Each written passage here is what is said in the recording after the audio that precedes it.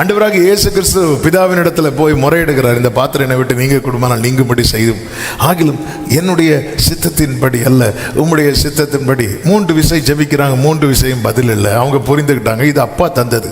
வெளியே வராரு, இயேசு வெளியே வந்ததும் சேவகர்கள்லாம் இயேசுவை பிடிக்க வராங்க. பேதுரு கத்தி எடுத்து ஒருத்தன் காதை வெட்டுறான். வெட்டினதும் ஆண்டவர் பேதுரு கை கொடுத்து அடுத்த செக்ரட்டரி நீ தான், அப்படி சொல்லலை. அவர் என்ன சொல்லுவார்னா, என் பிதா எனக்கு தந்த பாத்திரம் தட்டி போட்டுறாத. அவர் ஏற்றுக்கொண்டார்.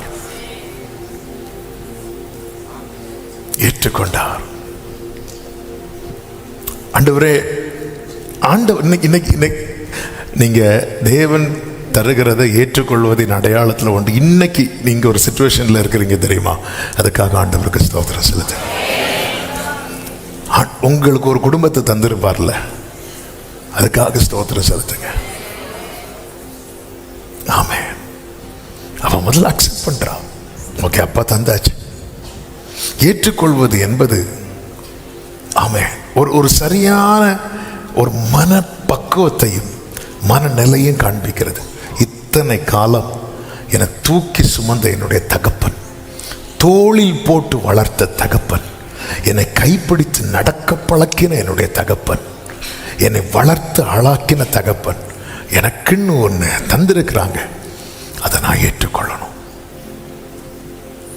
புலம்பல் எசேக்கியேல் 2வது அதிகாரம் 3வது அதிகாரத்தில் ஒரு நீட்டப்பட்ட கரத்தை தான் முதல்ல காண்பிக்கிறார். அந்த கரத்தில் என்ன இருக்கிறது? ஒரு புஸ்தக சுருள் இருக்கிறது.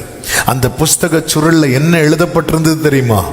புலம்பல், தவிப்பு. அந்த 2வது அதிகாரத்தின் கடைசி 3 வசனங்களை வாசிங்கள். எசேக்கியேல் 2 கடைசி 3 வசனங்கள். மனுபுத்திரனே, நீ அந்த கலக விட்டாரை போல கலகக்காரன். 9வது வசனம். அப்பொழுது இதோ என்னிடத்திற்கு நீட்டப்பட்ட ஒரு கை. ஃபர்ஸ்ட் ஆண்டவர் என்ன காட்டுறார் தெரியுமா? கை. எல்லாரும் சொல்லுங்க பார்க்கலாம். நம்ம வசனத்தை இப்படிதான் பார்க்கணும். ஆண்டவர் தரக்கூடியதை இப்படிதான் பார்க்கணும். முதல்ல எதை பார்க்கணும்? கையை பார்க்கணும். அடுத்து அந்த கையிலே ஒரு புஸ்தக சுருள் இருந்தது. அடுத்து புஸ்தக சுருள், பைபிள். அடுத்து அவர் அதை எனக்கு முன்பாக விரித்தார். அதில் உள்ளும் புறம்பும் எழுதப்பட்டு இருந்தது. அதிலே புலம்பல்களும் தவிப்பும் ஐயோ என்பதும் எழுதியிருந்தது. 3:1. பின்பு அவர் என்னை நோக்கி, புத்திரனே, நீ காண்கிறதை புசி. இந்த சுருளை நீ புசித்து இஸ்ரவேல் சந்ததியாரிடத்தில் போய் அவர்களோடு பேசு என்றார். அப்படியே என் வாயை திறந்தேன், அப்பொழுது அவர் அந்த சுருளை எனக்கு புசிக்க கொடுத்தார் அப்படின்னு இருக்கு. புலம்பல், தவிப்பு, ஐயோன்னு எழுதி ஆண்டவர் ஒன்று தாராருன்னு வைங்கள. எத்தனை பேர் வாங்குவோம்? ஆமே. சில பார்க்குறாங்க, எனக்கு கையை அங்கேயே இது பண்ண முடியல, முடிஞ்சிருந்தா நான் பின்னாடி கட்டியிருப்பேன். ஹல்லேலூயா. இந்த இடத்துல தான் ஆண்டவர் ஒன்று கொடுக்கும்போது எப்படி அந்த பார்வையை ஆண்டவர் பார்க்க வைக்கிறார் பாருங்க. ஏன்? ஆவியானவர் அவனுக்குள்ள இருக்கிறார். ஆவியானவர் காலூண்டி நிற்க வைத்திருக்கிறார். நீங்க 2வது அதிகாரம் படிச்சீங்கன்னா தெரியும். முதல்ல ஆவியானவர் காண்பிக்கிற வெளிச்சம் என்ன தெரியுமா? முதல்ல என்ன எழுதி இருக்கு அதெல்லாம் காட்டவே மாட்டார்.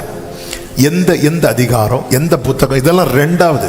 முதல்ல காட்டுறது அது யாரிடத்திலிருந்து வருகிறது என்பதை காண்பிப்பார். ஒரு நீட்டப்பட்ட கரம், இது அப்பா கரம். அதுல என்ன இருந்தாலும் நான் அதை உட்கொள்றதுக்கு எசேக்கியேல் ஆண் வாயை திறந்தான்.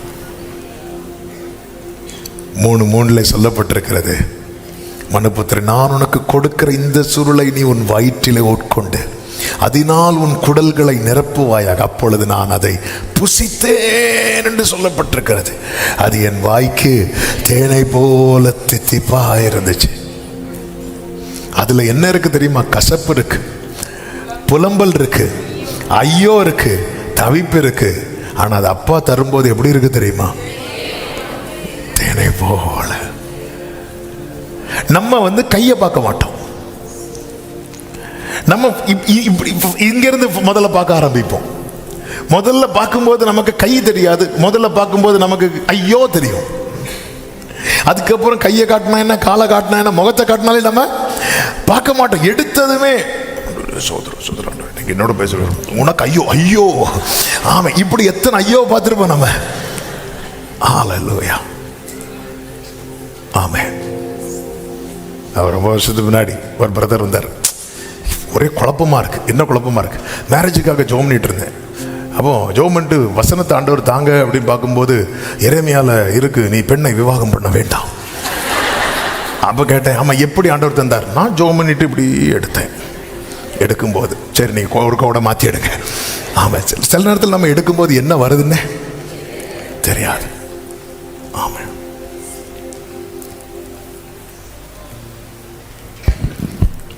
ஆமாம். எங்கள் அப்பா சொன்ன ஒரு சம்பவம் இப்படி தான். ஒருத்தங்க மேரேஜுக்கு எழுதி கொடுத்தாங்க வாழ்த்து. 1 யோவான் 4 உள்ள ஒரு வசனம் எழுதி கொடுத்தாச்சு. எழுதி கொடுக்கும்போது 1 யோவான் போடுறதுக்கு பதில் வெறும் யோவான் 4ன்னு சொல்லிட்டு அந்த ரெஃபரன்ஸ் போட்டு விட்டாங்க. அதில் என்ன எழுதியிருக்கோன்னா சமாரிய ஸ்திரீக்கு சொன்னது, உனக்கு ஏற்கனவே 4 புருஷர்கள் இருந்தார்கள், இப்பொழுது இருப்பவன் உன்னுடைய புருஷன் அல்ல. மொத்தத்தில் அங்கே பிரச்சனை. ஒரு ஒரு ஒரு ஒன்று மாறினதும் புண்ணாயிட்டு முடிஞ்சது. ஆமாம், நீங்கள் எப்பவுமே பைபிள் படிக்கும்போது உங்கள் மனசில் முதல்ல வர்றது என்ன தெரியுமா? அந்த கரம். அந்த கரம். நீங்கள் அந்த கையை பார்த்துட்டு அதுக்கப்புறம் இந்த பைபிளை பார்த்தீங்கன்னா இதில் இருக்கிற புலம்பல் கூட உங்களுக்கு தேனா டேஸ்டா. நீங்கள் அக்கினியில் நடக்கும்போது கூட அது தேனாதான் இனிக்கும். ஓ ஜீசஸ், என் ஆண்டவர் ஒருவருக்கும் தீங்கு செய்கிறவர் அல்ல. ஆமென். நம்ம அந்த கையை பார்க்க விட்டுட்டோம். இது ஆவியானவர் எழுதி கொடுத்தது. இந்த வாழ்க்கையின் பாதையை நியமித்தது கர்த்தர். இது கண்ணீரின் பள்ளத்தாக்கு என்றால் அதெல்லாம் நடந்துதான் ஆகணும். அல்லேலூயா. என்னதான் தானியேல் ரக்கம் காலைல இந்த வாக்குத்தத்த ஆராதனையில் சொன்னது போல சில பாதைகளை பயணித்து தான் ஆகணும். நான் அதை சந்தோஷமாய் ஏற்றுக்கொள்ளுது. அப்பா எனக்கு தந்தது. ஆமாம், அடிக்கடி இந்த எக்ஸாம்பிள் சொல்லியிருக்கிறேன். சில நியூஸ்லாம் வரும், பார்த்துருக்கீங்களா? ஆமாம், பிள்ளைகளுக்கு விஷம் கொடுத்து பெற்றோர் தற்கொலை அப்படின்னு இருக்கும். அந்த பிள்ளைகளுக்கு அது என்னன்னு தெரியாது தெரியுமா? விஷம்னு தெரியாது. கடன் பிரச்சனை, அந்த பிரச்சனை, இந்த பிரச்சனை, தலை காட்ட முடியாமல் குடும்பமாக சூசைட் பண்ணும்போது சில அந்த செய்தியெல்லாம் பார்க்கும்போது ஆமாம் பாருங்க, அந்த பிள்ளைக்கு அந்த பிள்ளைக்கு பிடிச்ச ஃபுட்டில் அந்த விஷத்தை கலந்துருப்பாங்க.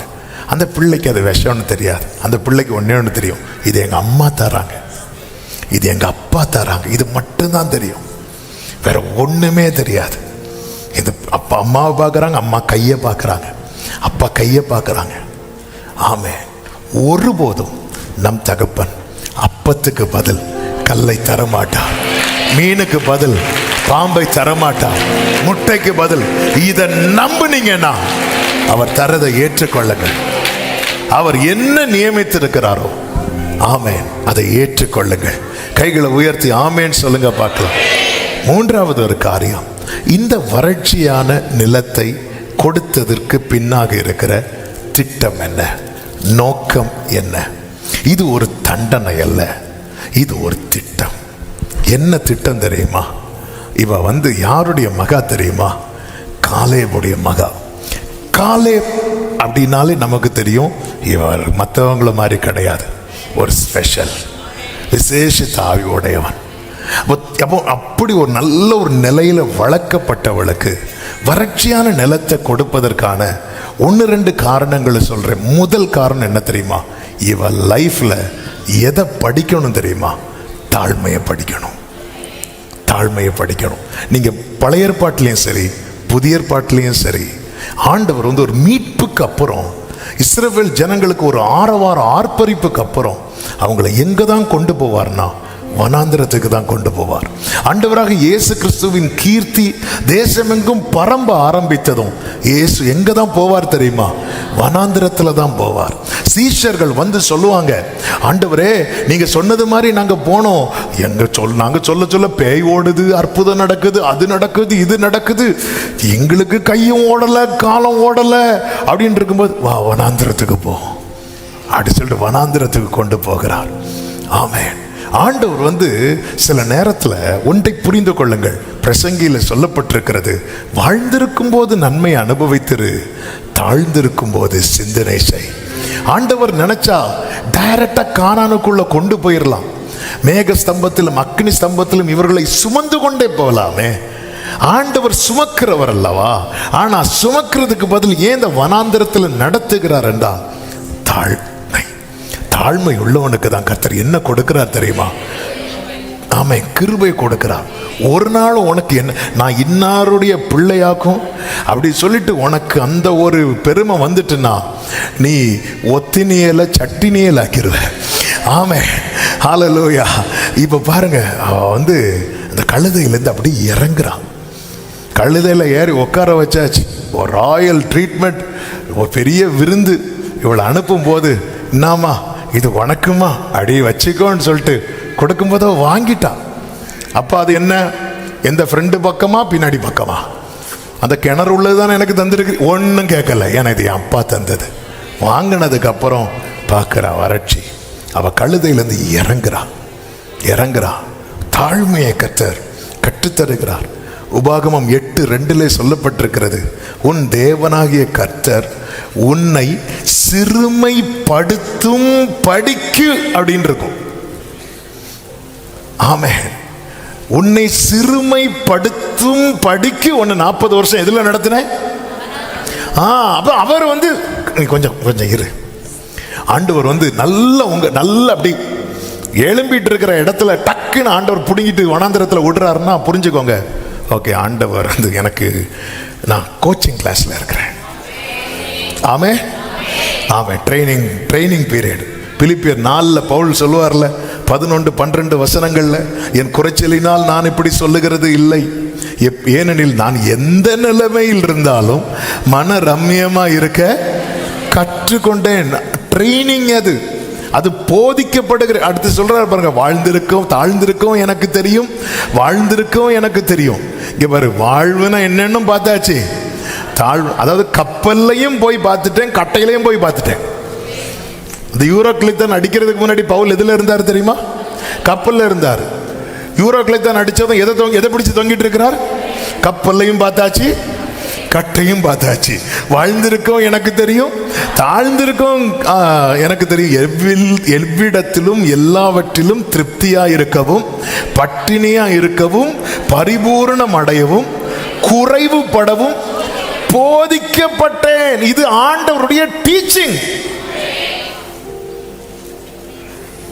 ஒரு வறட்சியை தாரார்னா அவர் உங்களுக்கு ஏதோ கொஞ்சம் காரியத்தை டீச் பண்ணிட்டு இருக்கிறார், ட்ரெயின் பண்ணிட்டு இருக்கிறார். ஆமேன் சொல்லுங்க பார்க்கலாம். தாழ்மையை கற்றுத்தர. அடுத்து பாருங்க, இந்த இந்த இந்த இந்த அக்சால் திரும்ப யார்கிட்ட வரா தெரியுமா? அப்பா கிட்ட வரா. ஏன் இந்த வறட்சி கொடுக்கப்படுகிறது? தகப்பனையே சார்ந்திருக்க பண்ண. இஸ்ரவேல் ஜனங்கள் வனாந்திரத்தில் செய்த ஒரு காரியத்தை கானான்ல செய்யல. கானான்ல எல்லாம் நிறைவா இருந்ததும் அவங்க எதை பார்க்கல தெரியுமா? இந்த மேகஸ்தம்பம் இருந்தா என்ன இல்லைன்னா. ஆனா வனாந்திரத்தில் பார்த்தீங்கன்னா எப்போ மேகஸ்தம்பம் எழும்புமோ அப்போ எழும்புவாங்க, எப்போ உட்காருவாங்க. ஏன்னா கம்ப்ளீட்டா யாரை டிபெண்ட் பண்ணி இருந்தாங்க தெரியுமா? அழைத்த ரட்சித்த தேவனை டிபெண்ட் பண்ணி இருந்தாங்க.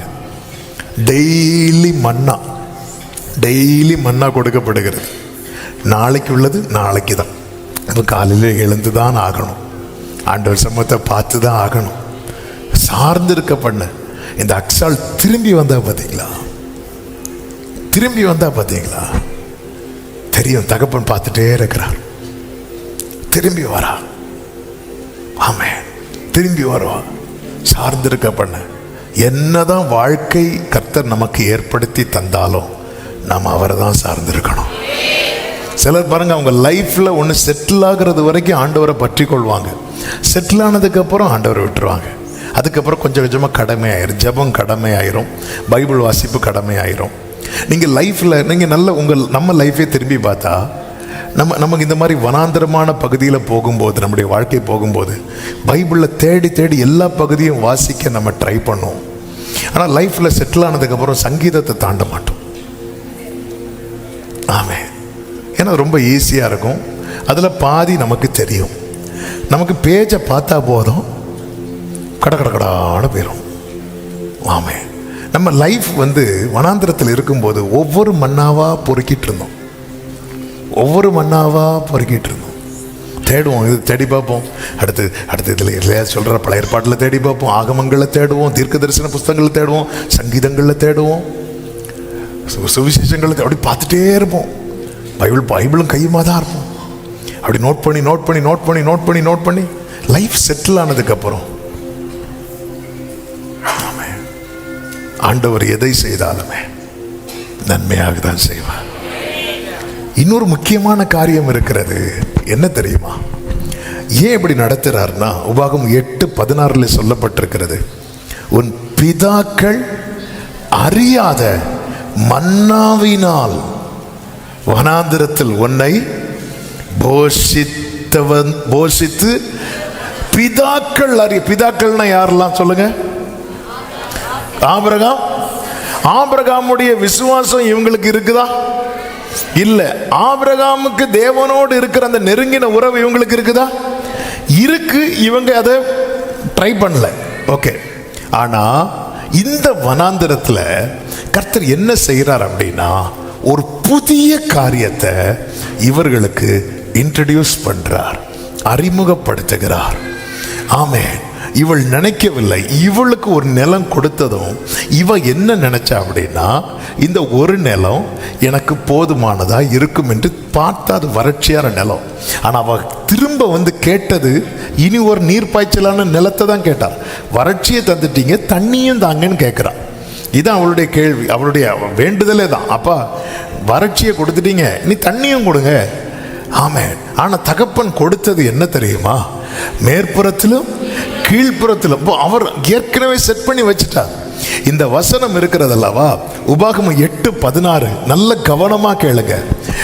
வராந்திரத்துல தான் ஆண்டவர் புதிய காரியத்தை அறிமுகப்படுத்துவார். கைகளை உயர்த்தி ஒரு ஆமேன் சொல்லுங்க பார்க்கலாம். ஆமென். ஆண்டவர் when everything looks empty, God introduces something unexpected and new. எல்லாம் எம்டியா இருக்கும்போது, ஒண்ணுமே இல்லாம இருக்கும்போது, ஒரு தேவ பிள்ளை புரிந்து கொள்ளணும், ஆண்டவர் புதிய ஒரு காரியத்தை இன்ட்ரோடியூஸ் பண்ண போகிறார். இந்த வார்த்தையை தியானிக்கும் போது இப்படிதான் ஆண்டவர் பார்க்க வைத்தார். என்ன பார்க்க வைத்தார்னா, ஆபிரகாமுக்கு விசுவாசம் இல்லை, ஆபிரகாமின் அனுபவம் இல்லை. ஆனா ஆபிரகாம் டேஸ்ட் பண்ணாத ஒரு மன்னாவை கர்த்தர் என்ன டேஸ்ட் பண்ண வைத்திருக்கிறார். ஹalleluya.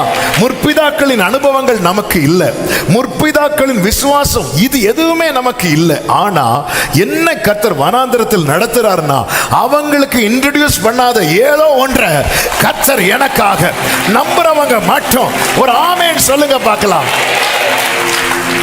ஆபிரகாமுக்கு மன்னானா என்னன்னு கேட்பார், தெரியாது. இவங்களுக்கு தெரியாது. ஆண்டவர் புதிய ஒரு காரியத்தை, இதுதான் ஏசாயா 43 இருக்கிறது. இதோ நான் புதிய காரியத்தை செய்கிறேன், அது இப்போ இதுக்கு முன்னாடி இல்ல. அப்ப இதுக்கு முன்னாடி என்ன ஆண்டவர் எம்டி ஆக்கிட்டார், என்ன ஆண்டவர் வெறுமையாக்கிட்டார், என்ன ஆண்டவர் வனாந்தரத்தில் கொண்டு வந்துட்டார். புசிக்கிறதுக்கு அடுத்த நாளைக்கு என்னன்னே தெரியல. ஆமென். ஹல்லேலூயா. உங்க வாழ்க்கையில் அப்படிப்பட்ட நிலையில உங்க மேல ரட்சிப்பு இருக்கிறது, அழைப்பு இருக்கிறது, அபிஷேகம் இருக்கிறது, ஆனா ஒண்ணுமே இல்லை என்கிற நிலையில கொண்டு வர்றாருன்னா, ஒரு புதிய காரியத்தை, இதோ நான் புதிய காரியத்தை செய்கிறேன், அது இப்பொழுதே தோன்றும், நீங்கள் அதை அறியீர்களா? நான் வனாந்திரத்தில் வழியையும் அவாந்திர வெளிகளில். எத்தனை பேர் நம்புறீங்க? என் லைஃப்ல கர்த்தர் அனுமதித்த வனாந்திரத்தில் ஒரு புதிய காரியத்தை எனக்கு அறிமுகப்படுத்த போகிறார். என் பிதாக்கள் அறிந்திராத, என் பிதாக்கள் அறிந்திராத, என் பிதாக்கள் அறிந்திராத, thank you Jesus, என் பிதாக்கள் அறிந்திராத, ஆமென், மன்னாவினால். ஓ ஜீசஸ். அவங்க ஃபெய்த் நமக்கு இல்லை, அவங்களுடைய எக்ஸ்பீரியன்ஸ் நமக்கு இல்லை. ஆண்டவரே அவங்கள நடத்துனீங்க, ஓகேப்பா, அவங்கள வீரர்கள், அப்பா அவங்கள லெஜெண்ட்ஸ். ஆண்டவரே எங்களே ஆண்டவரே கொண்டு வரீங்க, பிதாக்கள் அறியாத. ஆமென். வலது கரத்தை வானத்துக்கு நேராக உயர்த்து. நீங்க ஒரு புதுசா ஒரு காரியத்தை செய்ய போறீங்க ஆண்டவரே, அதை நான் நம்புறேன்ப்பா. அதனாலதான் இந்த வனாந்திரம், அதனாலதான் இந்த வனாந்திரம். இதுவரை நான் டேஸ்ட் பண்ணாத பரலோக நன்மையை நான் டேஸ்ட் பண்ண போறேன். இதுவரை எத்தனை பேர் இந்த வார்த்தையை தீர்க்க தரிசனமாய், எத்தனை பேர் இதுவரை டேஸ்ட் பண்ணாத நம்புறவங்க தேவனுக்கு மகிமையை செலுத்துங்க. இதுவரை டேஸ்ட் பண்ணாத. ஹalleluya. பிதாக்கள் அறிந்தவைகள் எல்லாம் வாசித்து தெரிந்து கொண்டோம். பிதாக்கள் அறிந்தவைகளை வாசித்து தெரிந்து கொண்டோம். பிதாக்கள் அறியாதவைகளை ருசித்து தெரிய போகிறோம். தேனிட்ட பணியாரம் போல இருக்கிற மன்னா நம்புறவங்க மட்டும். என் வாழ்க்கையில இந்த மே 1ஆம் தேதி இந்த செய்தியை கேட்கிற யாரோ ஒருத்தங்களுக்கு உன் வாழ்க்கையில கர்த்தர் அனுமதித்த வனாந்தரம் இதுவரை ருசித்திராத சுவைத்திராத ஒரு புதிய காரியத்தை கர்த்தர் இன்ட்ரோடியூஸ் பண்றார்.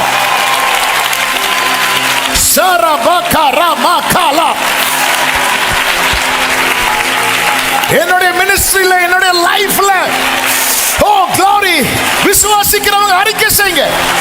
என் ஃபேமிலியில இதுவரை நான் டேஸ்ட் பண்ணிராத, என் பிதாக்கள் அறிந்திராத ஒரு புதிய காரியத்தை இந்த வனாந்திரத்தில் என் கர்த்தர் அறிமுகப்படுத்துகிறார். இதோ நான் புதிய காரியத்தை உங்கள் பிதாக்கள். அதனாலதான் யாருக்கும் சொல்லி தர முடியல. பிதாக்கள் அறியாததை நமக்கு தர்றாருன்னா இன்னொருத்தங்களுக்கு அதுக்கு ஆலோசனை சொல்ல முடியாது. தெரியாது. உங்க காரியத்தை போய் சொல்லும் போது அவங்களுக்கு சொல்லித்தர தெரியாது. இது அவருக்கு தான் தெரியும். இந்த வனாந்திரத்துக்காக நீங்க குடும்பமா நன்றி சொல்லும்படியாய், என் தகப்பன் நல்லவர், என் தேவன் நல்லவர். ஹalleluya. ஆமென். எத்தனை பேர் நம்புறீங்க? இந்த வார்த்தையை பேசும்போது என் ஆவியிலே நான் களி கூறுகிறேன். ஆண்டவர் ஒரு புதிய காரியத்தை செய்ய போகிறார். அது இப்பொழுதே பிதாக்கள் அறியாத. ஆமென். வர்ஷிப் பண்ணுங்க. உடா ரபா கரபா.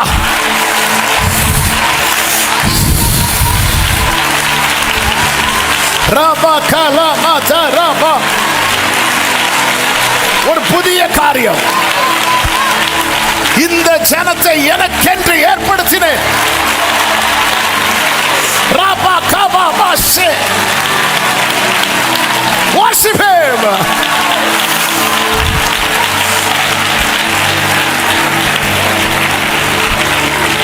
புதிய காரியத்தை எழுதுறவங்க எழுதி வச்சுக்கோங்க. இந்த வனாந்திரத்தில் கர்த்தர் ஒரு புதிய காரியத்தை என் வாழ்க்கையில அறிமுகப்படுத்த போகிறார். ஒரு புதிய துவக்கம், ஒரு புதிய காரியம். நீங்கள் அதை அறியீர்களா? புதிய காரியம்னா யாருக்குமே தெரியாது. ஆமென். ஆபிரகாமுக்கு கர்த்தர் நடத்துவார்னு தெரியும். யெகோவா ஈரேன்னு சொன்னார். அவன் ஆபிரகாம் எக்ஸ்பீரியன்ஸ் பண்ணாத ஒண்ணு உண்டு. என்ன தெரியுமா? சமுத்திரத்தை பிளந்து அதுல நடத்துறது அவரை எக்ஸ்பீரியன்ஸ் பண்ணல. ஆமென். ஆபிரகாம் போஷிக்கப்பட்டார். எப்படி தெரியுமா? மெல்கிசேதேக்கு வந்து அப்பவும் ரசம் கொடுத்து ஆபிரகாம் எப்படி போஷிக்கப்படல தெரியுமா? ஆமென். வானத்திலிருந்து மன்னா பிதாக்கள் அறியாத, யாருமே இதுவரை டேஸ்ட் பண்ணாத, யாருமே இதுவரை அனுபவித்திராத ஒரு புதிய காரியம். எத்தனை பேர் ஆமென். ஹalleluya. உங்க சாட்சி புதுசா இருக்கும். ஜீசஸ் யாருமே இதுவரை டேஸ்ட் பண்ணிராத. உடாரமா கரா. ஜீசஸ்